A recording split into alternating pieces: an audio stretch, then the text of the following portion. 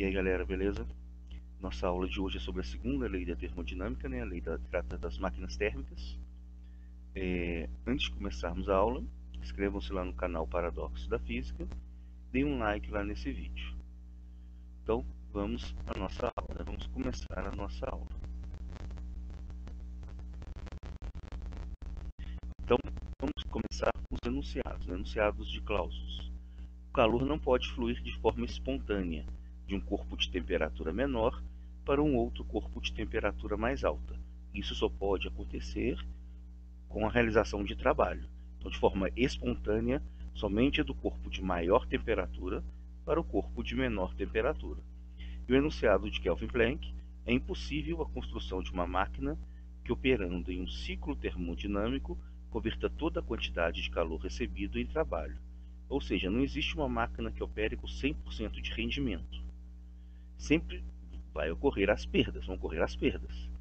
Então, nem todo o calor vira trabalho.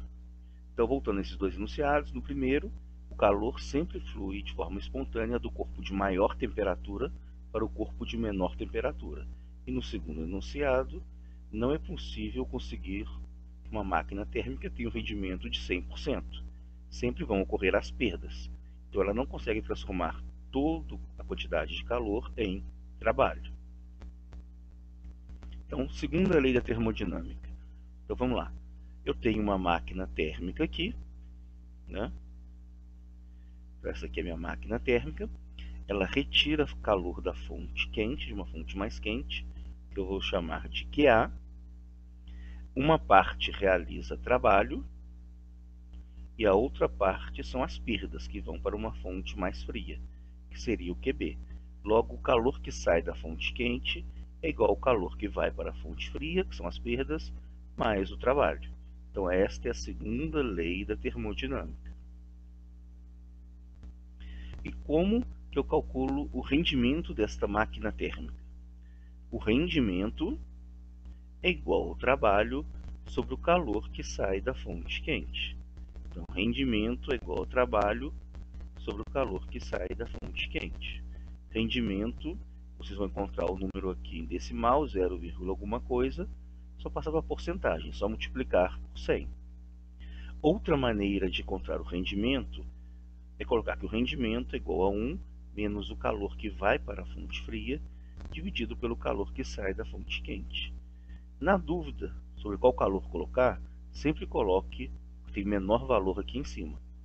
Aí você consegue resolver essa conta e ter um rendimento normal, né? Se você colocar o maior aqui em cima, você vai ter um rendimento negativo, isso não existe. Então, na dúvida, sempre coloque a quantidade de calor com menor valor aqui em cima, no numerador. Então, rendimento é o trabalho sobre o calor que sai da fonte quente, ou rendimento é igual a 1 menos o calor que vai para a fonte fria, dividido pelo calor que sai da fonte quente. Sempre o menor valor aqui em cima. Menor valor aqui em cima. E para o refrigerador? Para o refrigerador, tem um refrigerador aqui, ó. Ele retira calor da fonte fria e, claro, tem que ter um compressor para realizar esse trabalho também, porque com esse calor da fonte fria mais o trabalho, ele consegue mandar o calor para uma fonte mais quente, no caso para o exterior. Então, no refrigerador, ele retira calor da fonte mais fria do refrigerador e com um compressor que realiza esse trabalho, ele consegue, tendo o compressor, tendo esse trabalho e esse calor da fonte fria, juntar os dois e mandar o calor para o exterior, que é uma fonte mais quente. Logo, eu posso usar a mesma forma, falar que o calor que vai para a fonte quente é igual ao calor que sai da fonte fria mais o trabalho. Ou seja, QA é igual a QB mais o trabalho. Ou se eu quiser inverter a ordem, o calor que sai da fonte fria mais o trabalho realizado é igual ao calor que vai para a fonte quente. Ou seja, esse calor que ele retira da fonte fria mais o trabalho que é realizado sobre o sistema, somos dois, mandam calor para a fonte mais quente, que seria o ambiente. Então aqui, ó, eu não acabo violando aquele enunciado, não. Aquele primeiro enunciado que fala que o calor flui de forma espontânea de uma fonte mais quente para uma fonte mais fria, que o contrário não pode ocorrer. Aqui ocorreu o contrário, da fonte fria foi para a fonte mais quente, mas teve o compressor para realizar esse trabalho. Então não foi de uma forma espontânea. Eu tive que realizar o trabalho para que isso ocorresse. Tá? E como que eu posso calcular a eficiência desse refrigerador? Como se fosse o rendimento desse refrigerador. Eficiência é o calor que sai da fonte fria sobre o trabalho. Outra maneira de calcular essa eficiência é a eficiência, o calor que sai da fonte fria, sobre o somatório dos dois calores. O calor que vai para a fonte quente, mais o calor que sai da fonte fria. Então, voltando, eficiência é o calor que sai da fonte fria sobre o trabalho. Eficiência é o calor que sai da fonte fria, né, que chega lá no refrigerador, dividido pelo calor que vai para a fonte quente, mais esse calor que vem da fonte fria.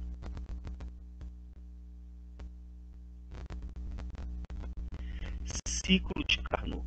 O que vem a ser esse ciclo de Carnot? É um ciclo que foi obtido com a finalidade de aumentar o rendimento de uma máquina térmica. E o rendimento de uma máquina térmica não é tão grande assim, devido às perdas. Então esse ciclo de Carnot foi criado para obter o maior rendimento possível. Ah, que bom, mas aí o rendimento vai ser 100%. Não, é impossível. Isso violaria, né, aquele enunciado lá de Kelvin Planck, que fala que nem todo calor vira trabalho. Então nem todo calor vira trabalho, sempre vão ter as perdas. Só que eu posso minimizar essas perdas, utilizando o ciclo de Carnot. Então, como que funciona esse ciclo de Carnot? Olha, ele é formado por duas expansões e duas compressões. Então, de A para B, eu tenho uma expansão isotérmica. O que seria uma expansão isotérmica? Seria um aumento no volume, mantendo a temperatura constante. E de B para C? De B para C eu tenho uma expansão adiabática. Seria também um aumento no volume, só que sem ter troca de calor. Calor igual a zero. Tá aqui, ó, Q igual a zero. O que seria o processo, né, de C a TD? De C a TD eu estou voltando. Então estou tendo uma compressão. O volume está diminuindo. Então o volume diminui isotermicamente, mantendo a temperatura constante. E de D até A, eu também tenho uma compressão, também tenho uma diminuição no volume. Só que uma diminuição no volume sem ter troca de calor, o Q é igual a zero. Por isso que é uma compressão adiabática. Então, nesse processo, eu tenho duas isotermas, né, e duas curvas adiabáticas, essa e essa. E como que eu posso traduzir isso em fórmulas? Olha, eu posso traduzir tanto para o rendimento da máquina térmica, quanto para a eficiência de um refrigerador. Nesse caso, as duas fórmulas mexem com temperatura, não com calor. Então, o rendimento da máquina térmica é 1 menos a temperatura que vai para a fonte fria sobre a temperatura que sai da fonte quente. Temperaturas sempre em Kelvin. Como que eu transformo de Celsius para Kelvin? Temperatura em Kelvin é igual a temperatura em Celsius mais 273. E como que eu posso calcular a eficiência de um refrigerador usando o ciclo de Carnot? Eficiência é igual a temperatura que sai da fonte fria sobre o somatório das temperaturas. A temperatura que vai para a fonte quente, mais a temperatura que vai para a fonte fria, né, que sai da fonte fria. As temperaturas em Kelvin. De novo, como que eu transformo a temperatura de Celsius para Kelvin? Temperatura em Kelvin é igual a temperatura em Celsius mais 273. Agora eu posso associar esse ciclo de Carnot ao motor de combustão interna de 4 tempos, né, o ciclo de Otto. Como que funciona isso? Olha, então eu tenho os 4 tempos aqui. Então nesse primeiro tempo, eu tenho uma válvula aqui de admissão que ela se abre. Quando ela se abre, entra aqui uma mistura de ar com gasolina. E ao abrir isso aqui, ocorre a expansão. Esse êmbolo aqui, ó, ele desce, aumentando esse volume. Então esse é o primeiro tempo. Então essa válvula de admissão abriu, entrou uma mistura de combustível com ar e foi empurrando esse êmbolo para baixo, aumentando o volume aqui do compartimento. No segundo tempo, o que acontece?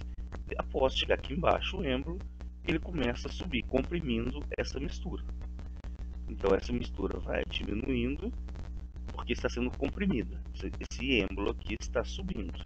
Então é a compressão, a diminuição no volume. Ao chegar aqui em cima, tem uma vela que ocorre uma centelha. Essa centelha provoca uma explosão, essa mistura combustível com ar. Então aqui ocorre essa explosão. Então esse é o terceiro tempo, né? Foi provocado uma centelha aqui devido a essa vela, provocando uma explosão dessa mistura combustível e ar.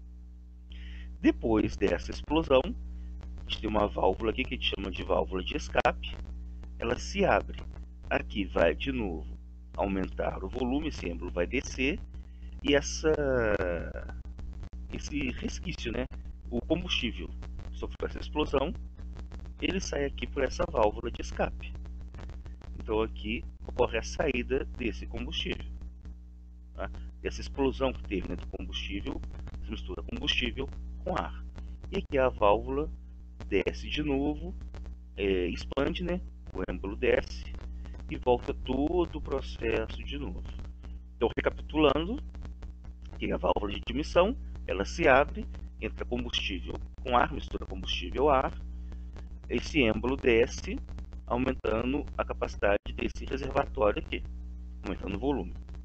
Então, esse primeiro tempo seria a admissão dessa mistura combustível-ar. No segundo tempo, depois que o êmbolo chegou aqui embaixo, ele volta comprimindo essa mistura, diminuindo esse volume. No terceiro tempo, ao chegar aqui em cima, tem uma explosão, devido a essa vela que provoca uma centelha. Então tem uma explosão aqui dessa mistura combustível com ar. No quarto tempo, esse êmbolo desce de novo e a válvula aqui em cima se abre, a válvula de escape, onde saem, né, os resquícios dessa explosão da mistura combustível e ar. Então esse quarto tempo seria o de expulsão.